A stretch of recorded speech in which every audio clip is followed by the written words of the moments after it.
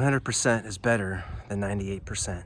So I think it was Harvard business professor Clayton Christensen that said being 100% committed to your goals or your character is better than 98%.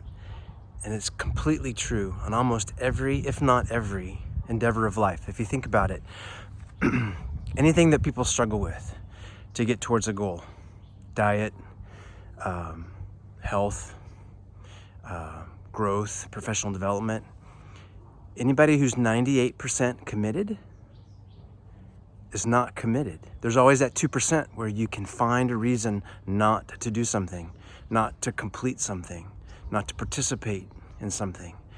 And you know, it's funny, as educators, we think about it and we think 98%, that's an A. So we should be good with 98%. And we think, well, we should be fine with students who get 98%. But it's different with this than it is with a grade, perhaps, because 100 is that 2% is a huge difference from 98 to 100%.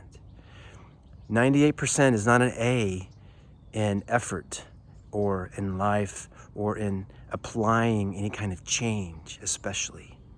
If you want something to change as a leader, you have to be 100% committed. Your people, your teachers, your parents, if it applies to them, your students, if they're part of it, have to be 100% committed.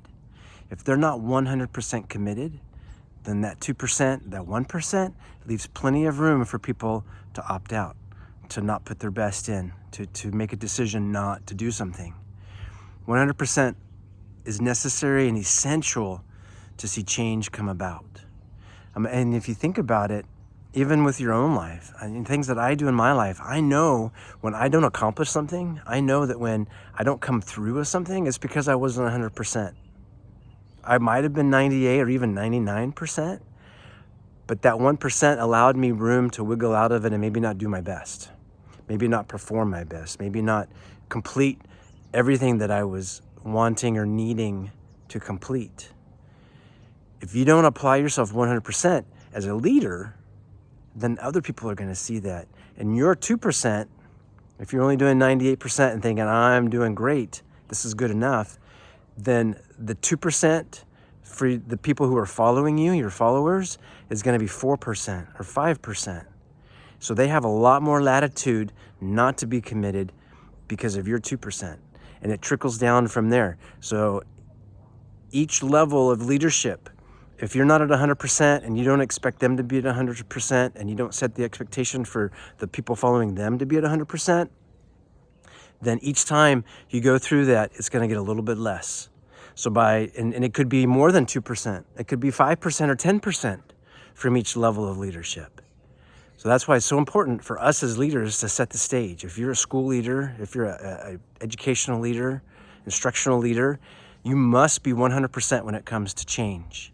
Change for your school, for your community, change for yourself, change for something that you want to do with students or for students. You must be 100%. Don't allow yourself that little gap to not do something. So go out today, look at what you're trying to accomplish, and then when you get there, if you're wondering why it's not working, if you're wondering why you're not completely committed to it, if you're wondering why people aren't coming through on their responsibilities or their commitments, it's because they're not 100%. It's because you're not 100%.